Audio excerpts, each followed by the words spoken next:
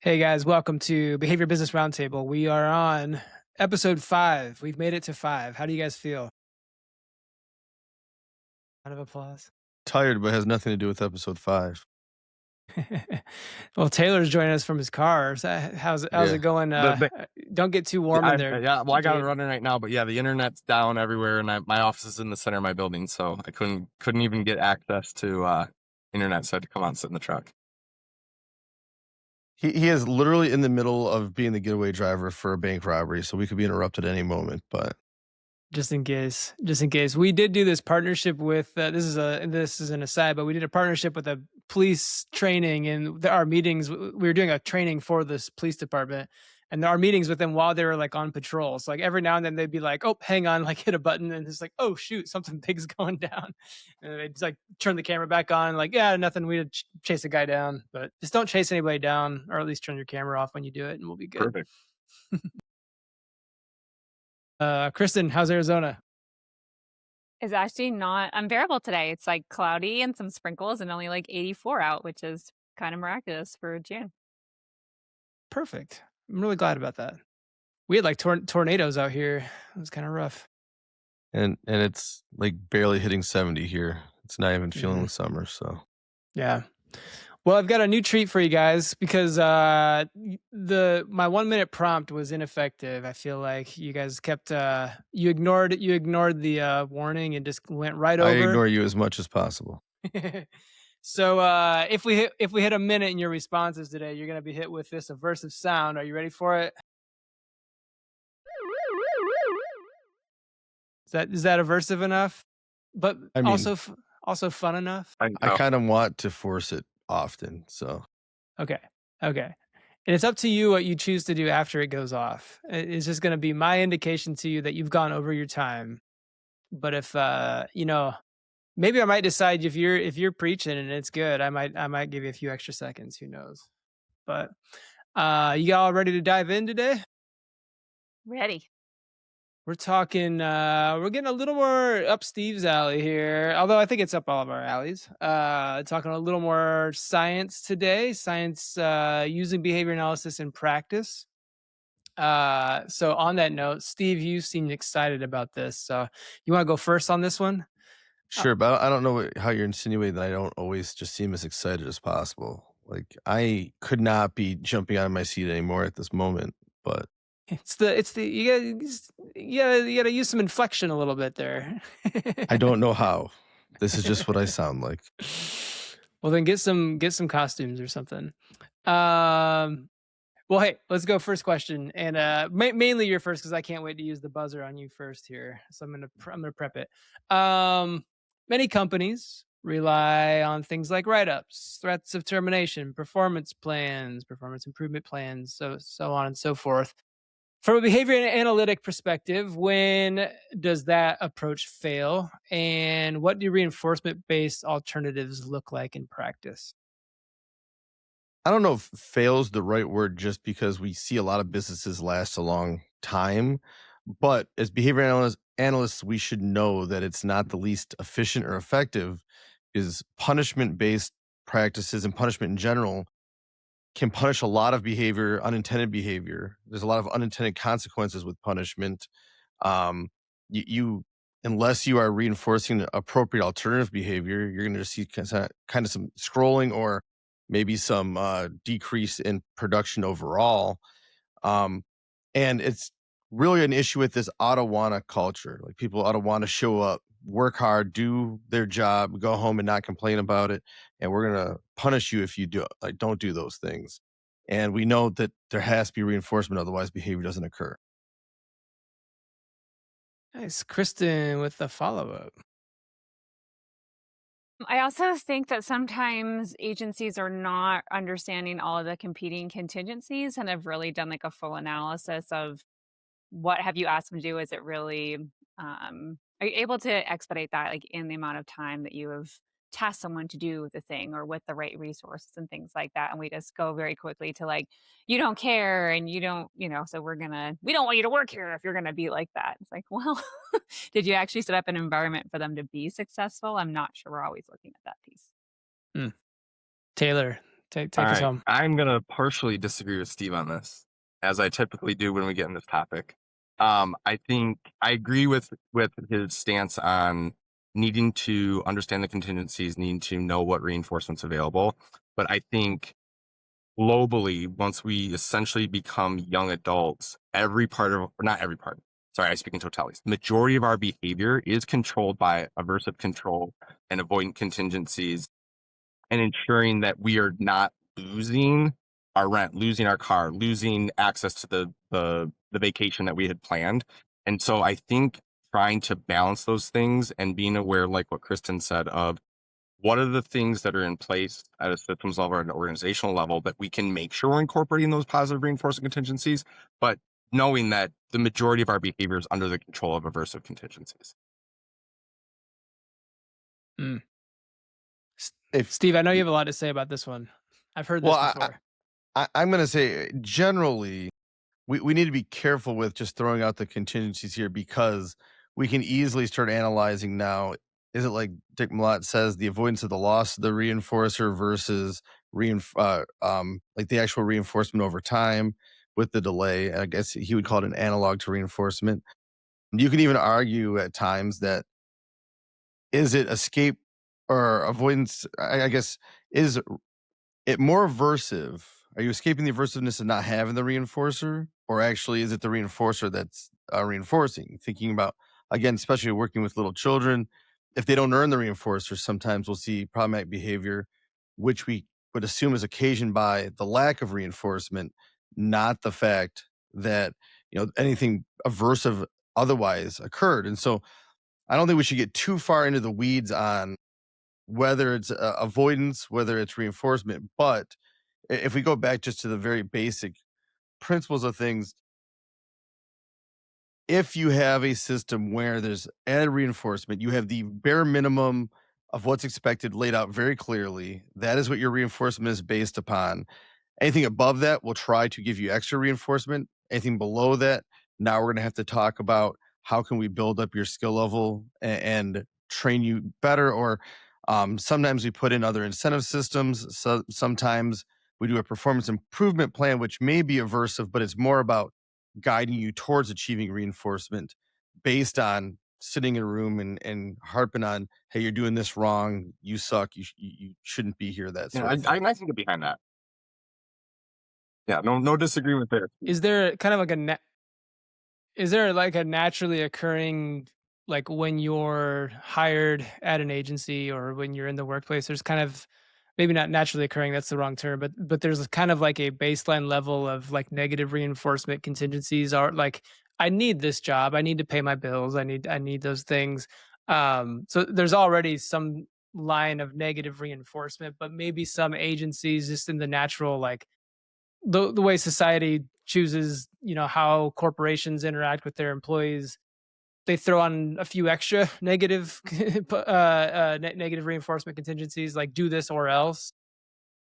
I mean, I think that's what our entire culture, at least I don't know if it's the entire word, but Western culture is for work. It's like, all right, here's the job, here's your paycheck, do it or else. And there shouldn't be anything else to it.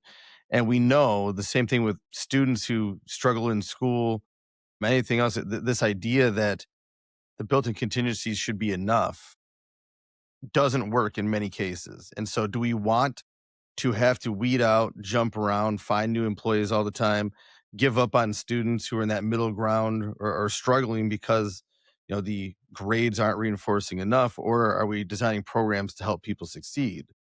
And so I think that's the bigger question here. Is you can argue whether this is the way society works right now and whether we should let it be the way society works, or should we plan, design it, and do something in a way that actually lets people succeed easier. So like at least the first company, it's here's how many behavior plans we need from you in a year. On average, it's around one a week, not including your time off. Um, Here is the time we need you to spend supervising the lower level employees. And then there'll be a throw in meeting here and there. But otherwise, on average, that should take you between 25 and 30 hours a week. That's good enough for the company to survive. That's good enough for you not to feel overworked because we don't have an office setting where the water cooler talk and that sort of thing can impede that. And then, okay, you want to go above and beyond. Now you're setting yourself up both for bonuses and potentially for moving up in the company faster than someone who just does, the bare minimum, which is totally acceptable to us. But obviously, you're going to stand out more if you go above and beyond. And so there's built-in contingencies for doing more and doing better, but we're not walking around. And I always go back to Office Space, that 17 pieces of flair. Like, if you tell me wear 17 pieces of flair and I wear 17, why would you come out and try to punish me for only wearing 17 pieces of flair? And if you haven't seen that movie, drop everything and watch it. That is homework. It's a classic.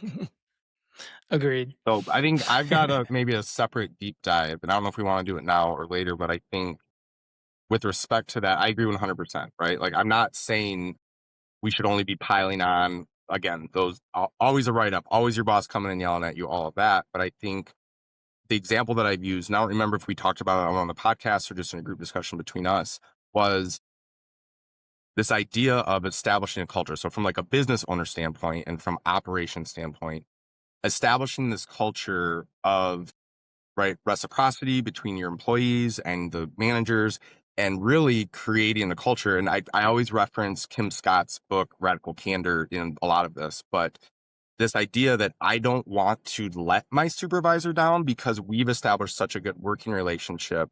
And it hasn't just all been like in the Office Space, where just the employee hates his boss. It's, no, I want to hit my standard of expectation. I want to do a good job because I'm worried that I'm going to be letting Kristen down if I don't do that, if she's my supervisor. And so I think in those situations, I think that maybe I'd be interested in hearing Steve's take on that. Do you see that as reinforcement? Because I've seen that work very effectively, but it's very difficult to establish.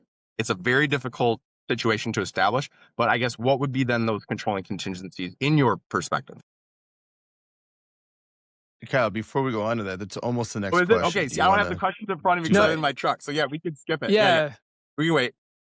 No, it's fine. I think it's a good segue. Maybe Kristen had her hand up. Kristen, do you want to follow up, and then maybe we can go to question 2 after that? Yeah, maybe it's gonna come back into question 2, but you know, Steve, and I have seen Office Space many moons ago, and I need to rewatch it. I'm just thinking about the stapler. We're missing a stapler, but um, Taylor, you're saying like, yes, we want to perform really well, and I want to impress my supervisor. I'm just wondering how many supervisors, when they're approaching an underperforming staff member, are coming from the lens of like, how can I help you, as opposed to like, how can I get you?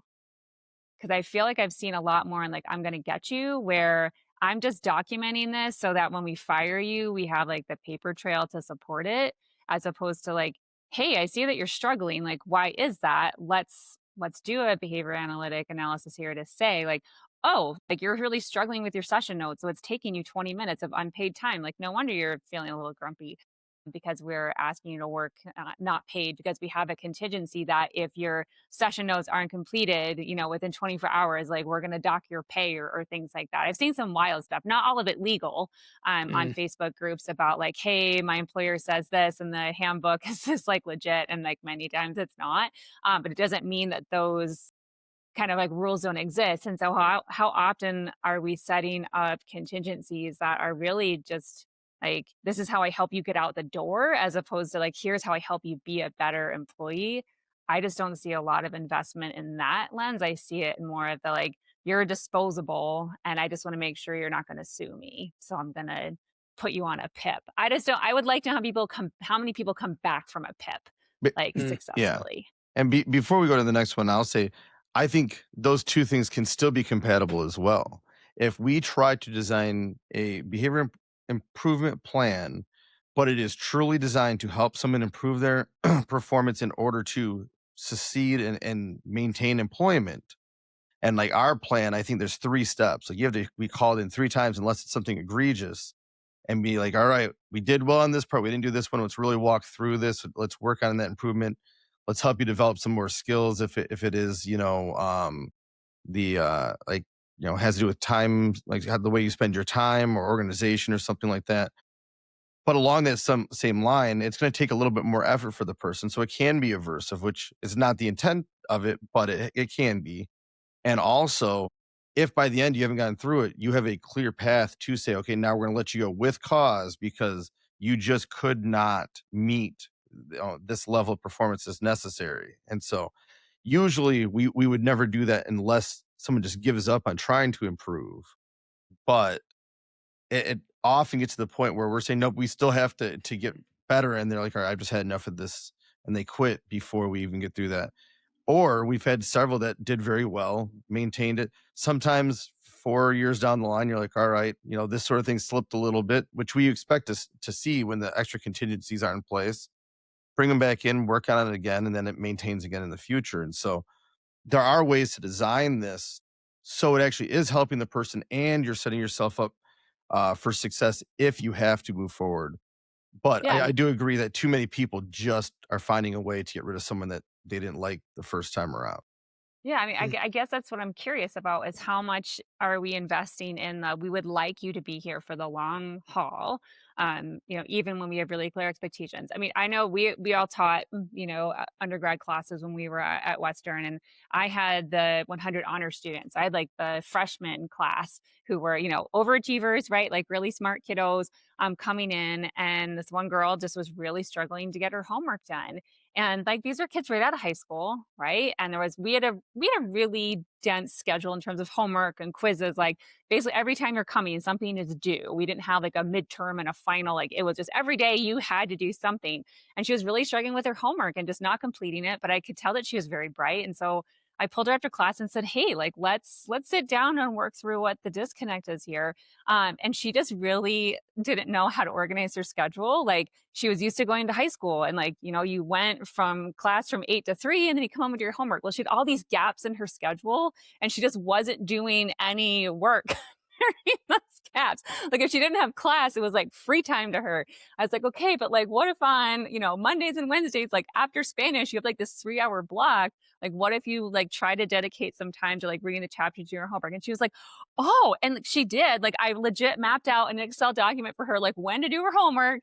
But she did it. And then she got an A in the class and did exceedingly well. Like she wanted to do well. She just really didn't understand like how do I be successful in a very new and different environment, even though I think our courses were very well like laid out in terms of expectations, like here's when everything is due, how you will be graded, the weight of each thing. So I mean, I think we were more clear than most classes that I'd been in terms of the syllabus and things like that. But she just didn't know how to adjust her own behavior. And I could have just writ her off and been like, well, she's just a slacker or doesn't care about this class. Like she did. She just didn't know how to perform well. I'm just curious how often we are viewing employees through that lens. We're taking in BTs who maybe have zero experience working with not just like individuals with special needs, but like any kid, right? Like, oh, I babysat my cousin this one time. That's their child experience. And then we're putting them in a very different environment from your typical like entry level job of fast food worker or, barista kind of stuff to say, and here's all the things, good luck. I just don't know how Yeah. often we're spending the time. As a quick aside, you saying that made me think I kind of set my company up like I set up my schedule in school, at least in undergrad, where I like, all right, you can get all your work done in 3 or 4 days and then have a 3-day weekend just because my friends were going to the bar or having a kegger every Thursday, Friday, Saturday, and I wanted to not have to do something the next day. So it does have a lot of overlay there. But the implication of what you're saying there, Kristen, is that the impetus of success in your supervisees or employees or what have you is more on you as the supervisor and not a like, well, you just didn't you failed as a person at this job. It's almost like this mentality of like, hey, I didn't succeed. That's on me versus hey, my supervisor didn't prepare me for any of this or didn't coach me through or give me feedback. Like I still talk to some BCBAs who are like, oh, I've got my yearly review coming up. They're like, yearly review? Like, aren't you getting regular feedback? Like, isn't that like ABA 101, at least maybe not 101, but it's up there in like the intro classes. So I don't know. Yeah, I just lost it. Never mind. I It's mean, there gone. is some It was onus that on the quick. individual, right? Like you have to actually show up to your job, right? She came to class, right? For So I mean, if sure. she never came to Yeah. class, I wouldn't even had the opportunity to meet with her. But like she still had to say, okay, I see the schedule you've built for me to do it, right? Like, Mhm. so it's not just like only on the supervisor, but I do think there is a partnership I that needs to happen. And back to I think Steve's it's point, that's that oughta wanna mentality you were talking about. Like, she just oughta wanna do better. yeah. It's that's the interesting thing is we always say don't blame the rat, but then as soon as verbal behavior is involved, we're like, you should do better yourself. And like I think the general public would say most people aren't blaming the dog, for peeing on the rug. They go, that just wasn't trained well enough. But as soon as it comes to people, no, you're a failure. It's your fault. There's something wrong with you, not whoever taught you or whoever's supervising you. Mm. Right. I see a lot I of that with caregiver guidance sessions. Like we just mm. are upset if a parent cancels and we're not taking any, kind of further ownership of like, why are they canceling on you so frequently? Do you ever think maybe it's not very helpful? You're not very nice. Maybe that's why they don't come. You're like making the notes take a little extra longer so you can meet your 15-minute quarter Right. of billing. We got into culture, and that's the second question. I think it's a good segue to kind of get into that. Taylor, you touched on it, so if you want to, you can go first on this one. But what are the characteristics of a workplace culture that naturally produces high performance without employees feeling, I use the word micromanaged here, but maybe even punished is a better term, without employees feeling punished or at least like they're under threat of punishment? Yeah, I think it's establishing that culture of reciprocity where not to say in totality that everybody's equal and everyone's at the same level, but that the voice of the technician or the BCBA to the clinical director, they're equal and they carry similar weight, and that the reciprocation of feelings and emotions and how we're handling those relationships should be able to build a culture. And that's where I say I'll reference Kim Scott's book again, being able to be radically candid, and to then tie into what Kristen was saying with just like that, we have to be looking to help that person. And when that person can feel that, then there's that ability to open up, and then we establish this culture where we are helping each other, and we are then not wanting to let each other down. I don't want to let my BCBAs down or my techs down as the clinical director or as the owner, because we've established that relationship. Mm. Kristen, go ahead. I think there's also something to be said for like levels of transparency of like how decisions are being made, and like, even to the point of like reimbursement or like what people are, getting paid. I know like lots of folks get really upset when like they hear about, I mean, I'll throw it back to, health insurance because we like to pick on them. When you hear about the CEO making like millions of dollars and you're getting denied for like aspirin at the pharmacy, it doesn't feel very nice. And so I think there's a lack of transparency of like, hey, this is what the reimbursement rate is. Here's what costs look like for us. So like, this is why I'm able to pay you this and not X or not Y. I think there's a lot to be said about just decision making and transparency around those decisions. Steve, to you. Yeah, I agree with that. I think if anything, I tend to be transparent almost to a fault. Give out too much information. People are like, we don't need to know all that. Just tell us what's going on. Um, but I think there's a lot to just trying to have a culture of positivity as well.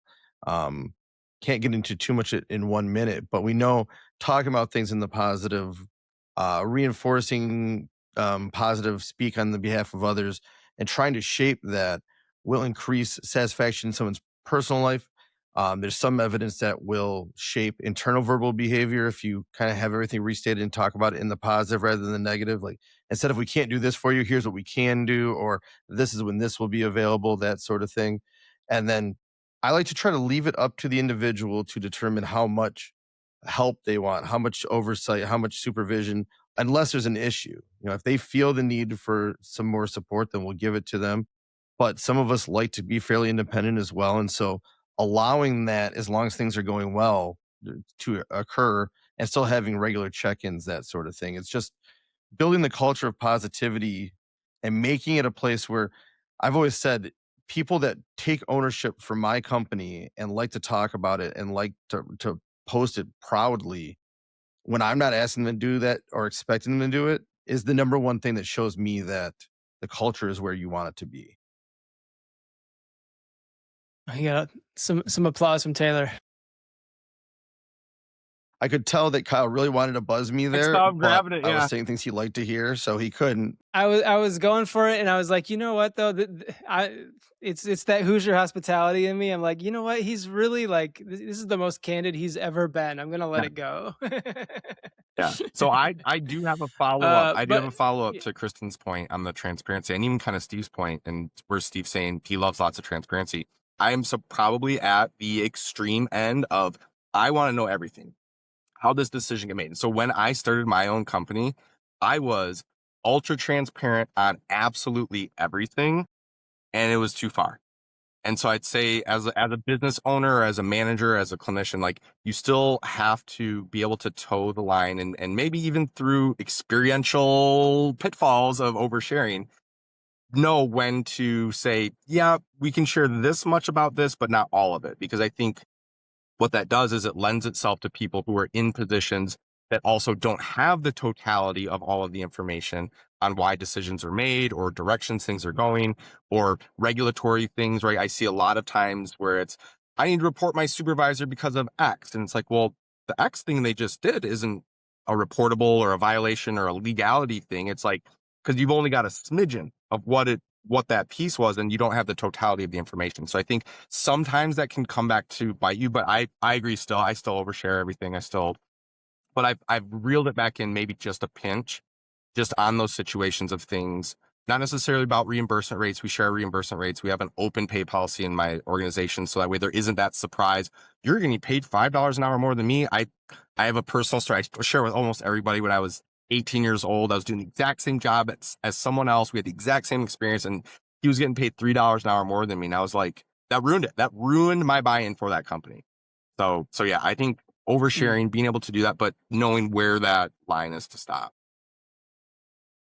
I've never heard of an open pay policy. How long have you been doing that? Since we opened, it's everyone's. Well, and I would say it's because we don't negotiate for, at least for our behavior technicians, it is based on experience. So their experience, their degree completion, their RBT status, things like that moves you up the pay scale. And so we don't, or at least we're not in an opportunity, like Steve is saying, to be able to offer bonuses for our technician. Okay. Kristen, yeah. Yeah, I mean, for nonprofit, that becomes available, right? Like publicly, right? Like salaries and all that kind of stuff, right? So I applaud you for doing that, Taylor. I even mean transparency, just like a decision is like happening. So like someone has brought something to your attention, and I see many companies say like, "Oh, we want to hear from you," and then we say things, and it's like screaming into the void, and like, did you actually hear? Did you like make a decision? Even if it was like, hey, we're not going to do this, right? Like we want to have Friday pajama day, like whatever it is.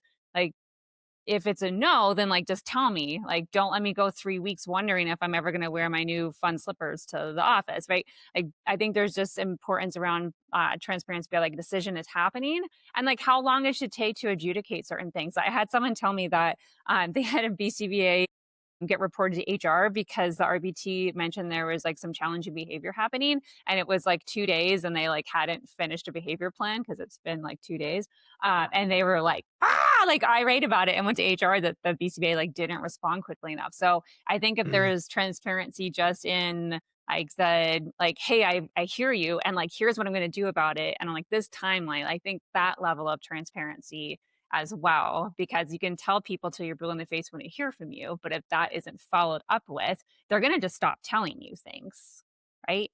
And they're going to wonder, well, why didn't you say anything? Well, so the 17 other times I told you, I heard nothing in response. So like, why bother? I think that I mean transparency in like lots of areas, I guess. And I agree 100% with what you just said.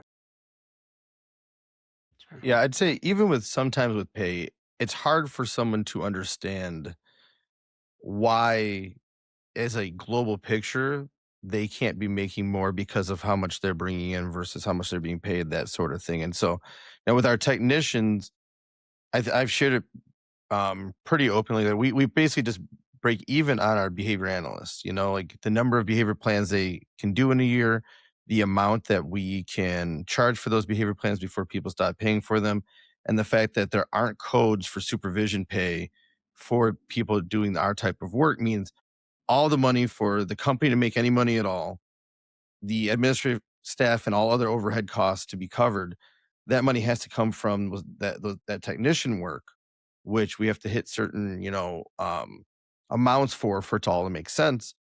But to them, they're like, well, wait a minute, you're paying me $20 to $22 per hour, but I'm bringing in all this money. That doesn't make sense to me. And sometimes even then, the level of transparency, we have to draw the picture for them rather than just here's the raw numbers, because there's going to be some misunderstanding or disagreement there. But we're also not trying to say, hey, don't talk to each other about what you're getting paid either. You know what I mean? And we did the last few years just make a pay scale. We actually left it up to our behavior analysts, like, all right, we know some of you want to be able to negotiate, some of you hate negotiating. We'll let the majority rule. Do you want it to be a set pay scale, one with a little flexibility here and there, or like based on the amount of time in, or nope, you come in and have to negotiate for everything, and we will have to base it based on performance and other things like that, just to be able to show why one person makes more money than the other if there ends up being a lawsuit or something like that. And they all voted for some flexibility, but mostly a set pay scale, because it was too aversive for most of them to come in and argue about money, and they preferred it that way. And so we had to worry about a few people doing a little damage control because they wanted to be able to fight for more. But generally, now everybody knows what you make over time, and we try to increase the whole pay scale when possible, not just, all right, what are you going to fight for yourself? Mm. Any other follow up on that one? Look at you guys being cordial and no buzzers so It far. won't last forever. Steve and I will eventually disagree strong we'll enough to start yelling at each other. That's why we can't be in the same room. Exactly. Yeah, there you go. Degree of separation is good. Kristen, we'll start with you on number 3 here. Many employers assume that everyone is motivated by the same thing, reinforced by the same thing. What have you learned about individual differences in employee motivation and reinforcement? I also think there's some misnomers of like what employees or employers are thinking are reinforcers, like things like the pizza parties and things like that. With someone with celiac disease, like I give 0 Fs that you brought in donuts because I can't eat them, and now I'm just like really annoyed that like everyone else gets this delicious treat and I can't have them. But there's like very different levels of just even how they want to conduct their work. I remember when I took a clinical director job, they're like, here's your office. I'm like, what's that for? Because I don't want one. I want to be on the floor. I want to be out all the time. Like, if that's a safe space for me to put my laptop so nothing's going to get spilled on it, coolio. But like, that could be like a great like assessment room or something. And I've met plenty of folks who just really like, no, they want like a quiet space to do some work and things like that. So just even like work situation setup and things like that can be huge differentials between folks. Steve? Yeah, I know that I am motivated by things differently than a lot of people. I technically tend to not like a lot of praise. I'm like, yeah, I'm just let me know that I'm doing well enough, but don't come over here and tell me what a great job I'm doing, because now, like, I don't know, it feels awkward. It doesn't feel real to me. I certainly don't want negative feedback. And generally, it's some people, we tend to, again, because we can't necessarily pay and keep up with some of the money-based companies or these private equity firms. They're coming to us because the work-life balance is more reinforcing than an extra $10,000 a year. Or some people prefer PTO versus some of these other things. And ours is a floating schedule where you don't even need to use your PTO most of the time. And so there's a lot of different things that we hear from a lot of people, and trying to set it up where it generally works for everybody is what we try to do. But then you're always going to find someone that something's not working for as well. Taylor? I'll talk a little bit, maybe not about the contingent reinforcement, but maybe about just the reinforcing value of the environment. And an example that I've given, again, I think before, but maybe not on this podcast, was a broke college student right out of school. I went to work for this company, and it was great. I loved that they had free drinks and whatever drink you wanted. They're like Diet Cokes, and I would drink like 12 of them a day, and it was amazing, and I loved it. And they had like iced tea and pop and, you know, whatever you wanted, coffee. It was just there. And I was like, you know, as coming out of school as a broke college, I was like, oh my God, that's great. I love this. This is so awesome. I love coming to work. I love having this for me. So when I started my company, I did that. I asked everyone what their favorite drinks were on like their intake paperwork. I bought it for everyone. And like 2 years in, I had like some of my top people tell me like, Taylor, no one likes this crap. And it's like, oh, so this is like, again, super valuable to me, but again, kind of the same thing to like the pizza party or whatever. Now, funny story, I'm realizing I'm over my time, so I might get the buzzer. I just mentioned this. Hit it. There it is. I just mentioned it yesterday to a newer employee, and she went, I would love if we had drinks available. So yeah. So go figure. So I think, again, kind of some of that preference assessment stuff. Well, and how do you balance that? How do you balance when, you know, everyone's different, everyone's got their own individual learning histories, their own reinforcers. You want to incorporate some aspects of that to be individually reinforcing. How do you work that into a system? I'll let Kristen answer it. I have a thought first. So it's not always what you're offering, but I think the agency needs to be cognizant of like, do they have time to engage with the reinforcer? So when we were setting up our in-person clinic and everything was up and running, like the admin department, like we were in Tucson, the admin buildings in Phoenix, and like they're just office workers there. So they have like a lunch break, like all of them at the same time, right? They did not think about the fact that like we do not. We all have very separate lunches because we are a small clinic and we need to have, you know, oversight and things like that. And they like for one of like the opening weeks as a thank you, they like wanted to do like a catered lunch for everyone. So they like brought it all to the kitchen and like no one ate it because we just didn't. Number one, they didn't tell us ahead of time. So most people brought lunch from home.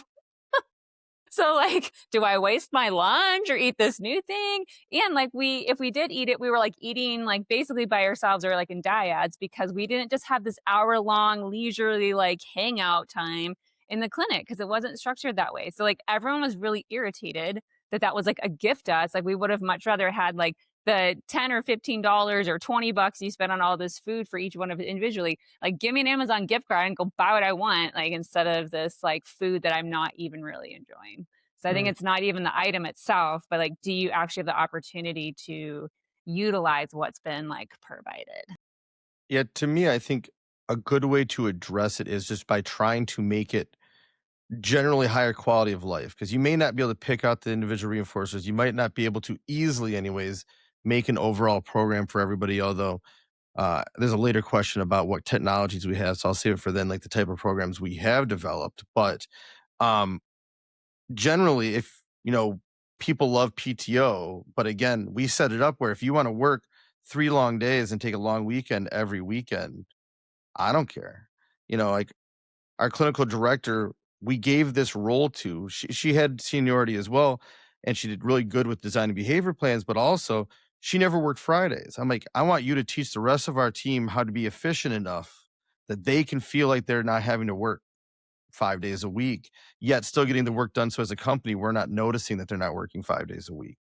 Like if you can give global reinforcers like that to everybody where, all right, you literally can only, if you really work hard and it can take 40 weekends every 2 weeks, you don't even need to use PTO unless you want to go be gone for a week or two altogether, then they can find their own little bits of reinforcement here and there throughout the day and decide what works best for them rather than having it be about, nope, you fit my model or else.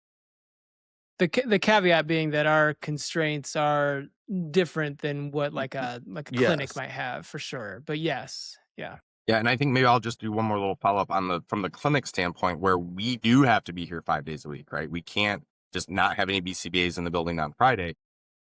Trying to balance those other, maybe like Steve was saying, those quality of life things where our clinic closes at 4 o'clock every day. Like no one is staying here until 5, 6, 7, 8 o'clock at night. We don't do weekend therapy. We don't do these wild, crazy schedules where you're expected to be on call 12 hours for a day. And so being able to find those balances, but then, you know, you have to make those little cuts and adjustments in other places. And I think to Steve's point, if you'd rather get out of work at 4 o'clock every day, or you'd rather make 10, 12,000 more dollars per year, like that's on you to balance that. And then we essentially do that reinforcer preference assessment at the door at the time of application. And when you say, yeah, we're about 10 grand less than the private equity companies, but we close at 4 and they're open till 8. So if you're good with that, heck yeah, I want you there. But if you'd rather get out at 4 and you'd rather do this, then yeah. Yeah. It drives me crazy. I probably shouldn't say this, but my wife was working at a clinic before this where it was like, all right, you get to, you're a salary position. You can, see the people in home, do these things.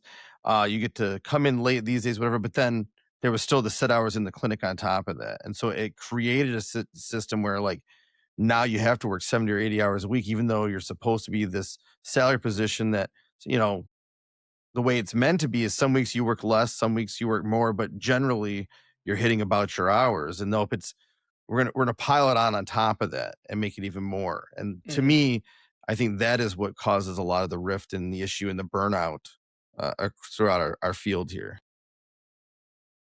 I had a supervisor who I did love this supervisor. He was great. But he showed up one day. I was in RBT. This is maybe 10 years ago. He showed up with a lottery ticket and he said, "Hey, I noticed, I didn't know that these particular variables were being observed, but he was like, I noticed you increased the amount of I don't know, manned program presentations from last week, like 200%. Like you doubled, tripled your manned opportunities. So I just wanted to give you a little reinforcement."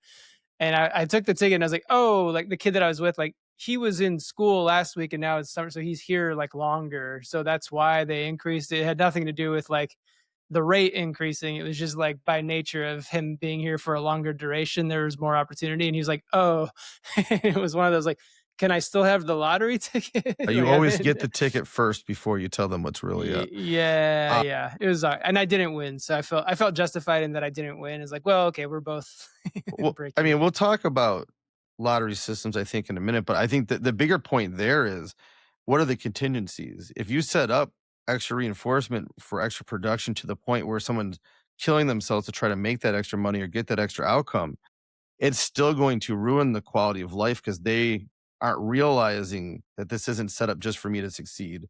It's kind of like with a lot of bonus structures. If you don't change them and update them and do things, that becomes part of their base pay to them, even though to you it's something added and extra. And if they're not earning it, now it's super aversive rather than being an extra reinforcer. If Sure. you're saying, here's all these opportunities, work 120 hours a week and you can make all this extra money, but it's up to you if you do it. Now it's like, all right, but how do I not do that? You know what I mean? How do I not go above and beyond and do these things that ruin my life? But at least to me, I feel like I'm really going above and beyond and I'm earning this extra money. Even though it's optional, it can be very negative to the culture. Let's go on to our fourth question. Steve, I think you're first this time again, and you alluded to it. What technologies of ABA can a behavior analytic company, or maybe a better question is, do you as a behavior analytic company owner use to increase or improve performance?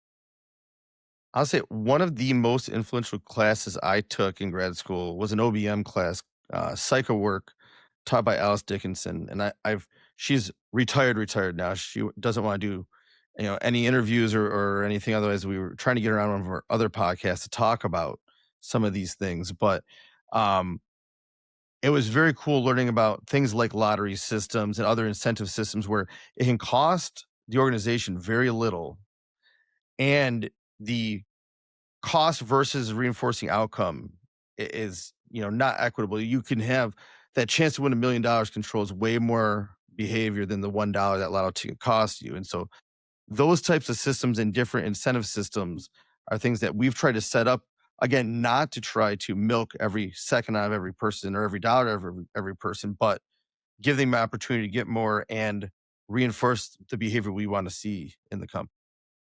1 minute exactly. I was ready to push there. Nice I was work. I was waiting for it. Taylor, you're up. I'll say I'm a Luddite. I don't use technology. I'm stuck in the past. I'm stuck in the late 90s, early 2000s.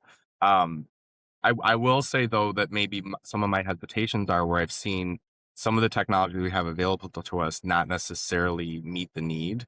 So things like our data collection systems, our online web-based EMR systems, where they're just not necessarily fit best for us. So I use pen and paper data, and I'm not really doing that. But I would say with technology, maybe not. I don't know if we were looking at like electronic technology, but I think again to Steve's point on some of the OBM technologies that we have available to us, I don't think we're necessarily using those as best we should or could. Kristen, go ahead. I didn't think we were talking tech.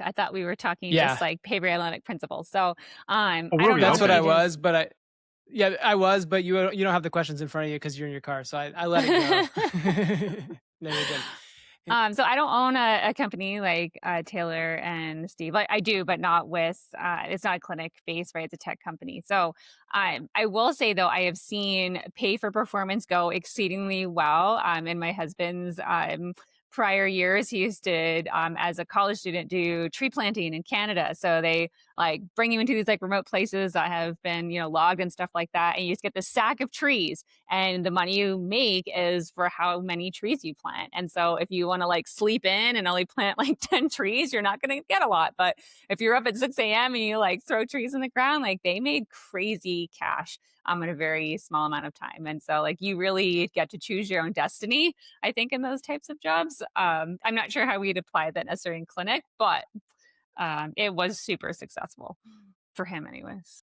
I'm always on the hunt for good band names, and Sack of Trees is a great band name, so I'll be writing that one down.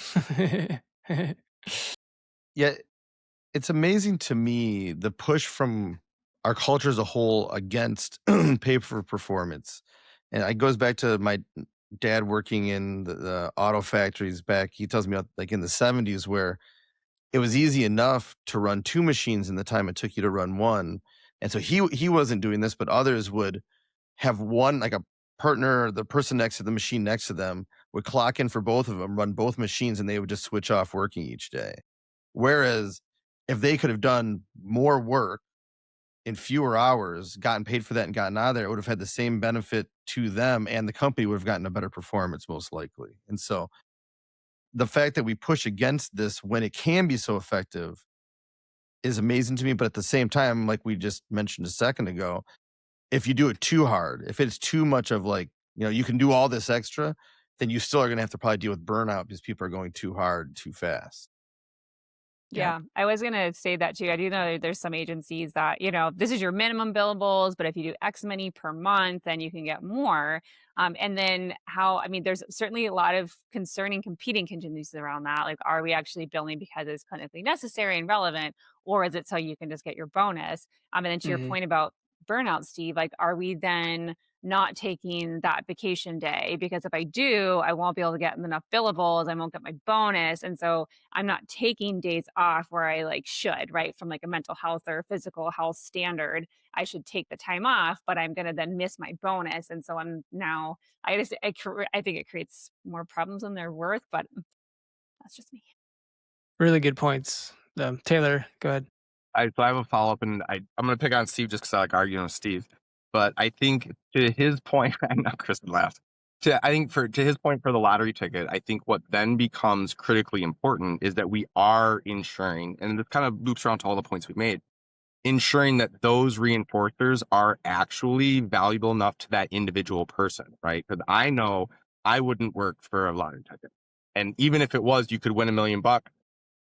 The odds of winning that lottery ticket, the $1 million payout, cash prize, whatever, it's too low for me. So I think that's where it's maybe more important that I guess maybe I'll double up on this. Either that we're assessing and analyzing, are these reinforcers strong enough to motivate the majority of the staff, the people, the organization to achieve that goal? Or do we have to fine tune that contingency, right? And that's where I'm saying, where I've seen some of those systems, those lottery systems fail, where it's if everybody does all of this work for an entire week, we've got a single $1 lottery ticket that we're giving away on Friday. And it's like, screw that. I'm not doing this for all week for the chance, right? There's 40 of us that work here, and I get a chance at a $1 lotto ticket, that even if it's got that $1 million bonus or that $1 million potential payout on the lottery ticket. So I think maybe as business owners or as managers, making sure that we're analyzing both the value of the reinforcer, the effectiveness of the reinforcer, the preferences for the reinforcer, but then also is the system designed in a manner that's going to effectively apply to all of the performers in the system. Chris, I'm going to have to defend myself, so go ahead and go first because I'm going to have a long-winded response Okay. here. Well, I'm So, also All right. going to just, maybe for the both of you to answer, like, and what are the behaviors that we are, I mean, outside of billables, like what are people using to reward, to provide a reinforcer for, like outside of that? And that's where I really struggle is, like, just because you build it, did you do any, like, one, was it necessary? And then two, just because you were there, did you actually make any improvement in their outcome? It's like, what behaviors are we trying to shape up without outside of just billable hours? let me go over first the research on that because Taylor's absolutely right. What it was, the earliest research I remember them talking about, they were using it with mining companies. I wanted to say miners, but I thought they might think I was talking about children. Um, and it depended on where in the country they were because, mines in the South had workers who found it that you were gambling. That was against their religion. They didn't like those, and it actually hurt performance. Whereas other places, hey, that chance to win a bunch of money was really powerful. And so you do have to look at the individual, how it works. We don't actually use lottery tickets, but we have different lottery systems where, all right, $250 a month for each employee level, where that, if we divided by everybody, it'd be $10, nobody would do much for $10. But $250 that you can randomly win, and each time you hit something like getting your paperwork in time or some other metric, you get an entry into that $250. And now the lottery system is whoever wins that gets that money at the end of the month or whatever the time period is. And that was more effective. And the idea kind of came from back late 1999, right early 2020. My wife was starting another company where she was going to do consulting for sustainable environmental practices by local small businesses, that sort of thing, and then see how it grows. And so we were doing research as a pitch to a grocery store. In Michigan, it's often like you get 10 cents if you bring your own bag off the bill. Well, 10 cents is not controlling almost anybody's behavior out there. You have to have that extra contingency of, I want to do what's best for the environment, otherwise, or that you can carry that much more without the bag ripping if you're me. But otherwise, it doesn't necessarily have the effect. But if you took all of those 10 cents at the local grocery store and compiled it, it would cost about $10,000 per month potential in sales that company could be then actually paying out, or and that's not to take into account how much money they're saving on buying the bags if everybody brought their own bag. So now take a tenth of that, $1,000, make it a drawing for an in-house shopping spree for $1,000 once a month. The amount of behavior you would control for potential of winning $1,000 of free food, which would probably also save the grocery store money on their bags and other processes and help the environment. It's a win-win-win to try to design these things in a way that help the consumer and help the company. And so we do incentive systems where we are having issue with number of visits that technicians were doing. And it was about 70 to 75%. And it wasn't that they were just skipping out on them as far as we know anyways, but if a family or someone canceled on their visit, they weren't trying to reschedule and fit that in and make it happen. We did an analysis paying them up to an extra $1 per hour for hitting 85% of their visits and $2 per hour on their check for 95% of visits would make the company enough money that we would the extra pay would be negligible compared to the amount brought in.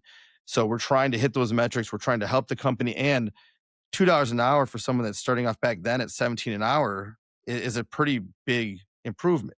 And so it worked for everybody. It was a win-win-win across the board.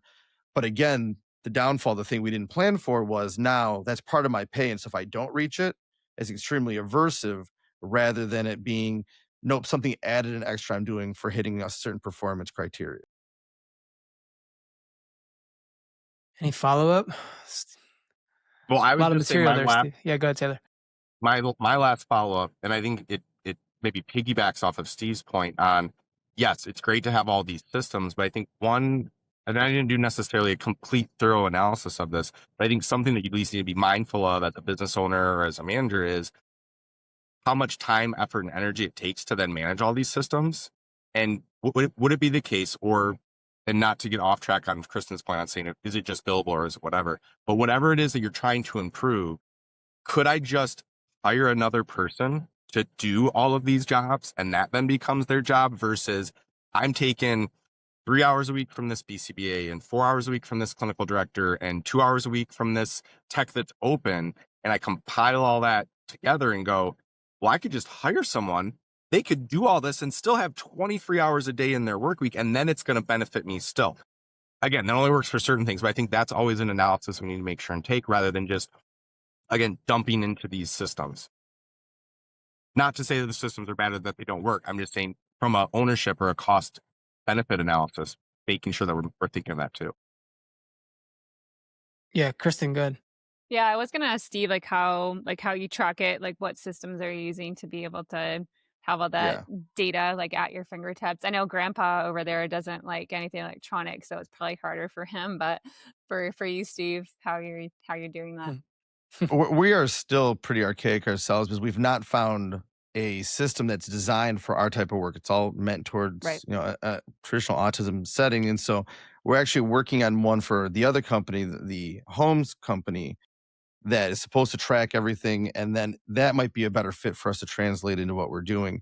And so it is expensive to track these things, but they're all metrics that we have to track anyways. Like if you're not getting your paperwork in, then we're still getting screwed as a company during an audit. We have to pay that money back, or we need to make sure visits are being done, because if they're not done at a high enough level, then we need to let the person know if they're not going to let us in, then we can't work with their loved one anymore or them.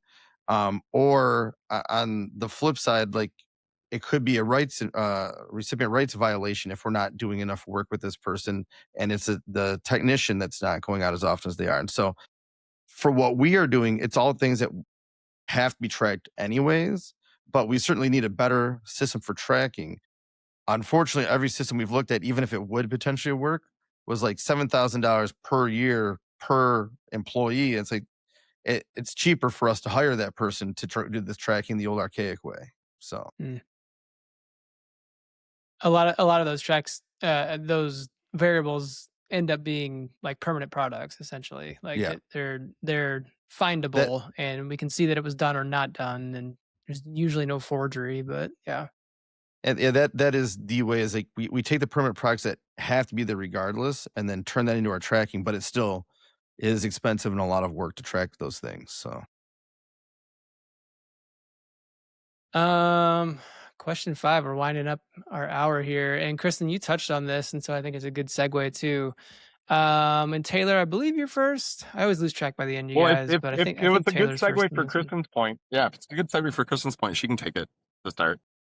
We'll bend the rules. We'll bend the rules. Okay. Kristen, how do we make sure we're reinforcing quality rather than just more activity or checking the boxes?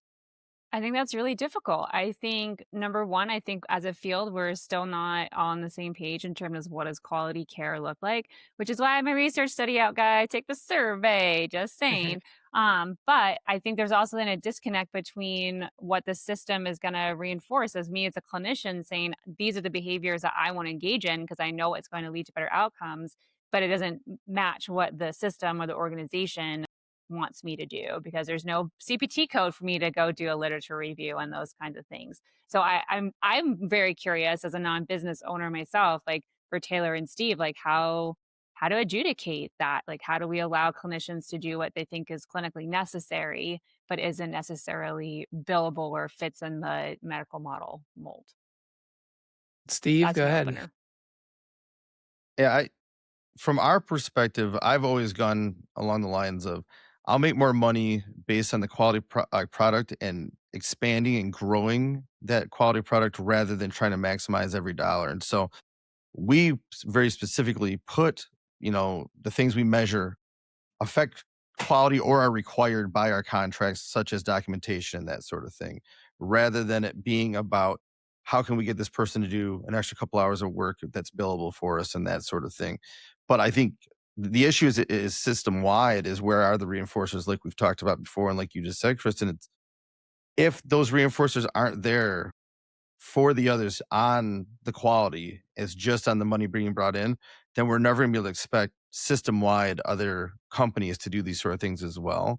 And that's why I still think we need to advocate for, again, it almost falls back on that pay for performance, but it's pay for performance for the organization, not necessarily for the individual. And you have to be very careful with that. Obviously, that's probably many, many hours of trying to design, but you have to make it so it is. Look what look what you did, you little jerk. You threw me Hey, off completely. you knew the rules. You knew the rules going into it. You I agreed know, to them.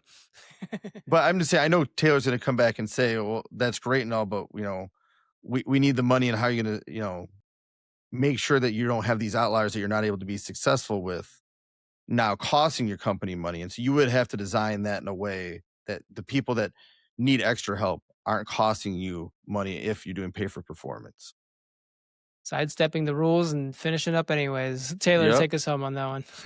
Well, I don't think I could have said it any better than Kristen said it with respect to answering the direct question. And so maybe I'll move down like a path right next to Steve's and say, I think designing your system, designing your organization so that people can engage in quality behavior. Again, not that we're saying we're reinforcing it, or that we've got these ancillary systems to provide that contingent reinforcement, but things like, and I'll just maybe describe how my organization works, in that we provide a caseload to our BCBAs, but I don't say you need 6 hours from this kid, 6 hours from this kid, 6 hours from this kid. It's you need to spend your time for the week, for the day, whatever, providing what's medically necessary for your caseload. So if you end up using 10 hours this week for this kid because they really needed it, and this other kid was doing great, he did not need the 6 hours that were assigned to him this week. That gives that freedom to those BCBAs to ensure that they're providing at least what's medically necessary and are at least guiding down that path. I know. I saw it coming. Go ahead, Kristen. It's right on time. Right on time. And we got Let me hear the devil we horns got devil for my horns. response.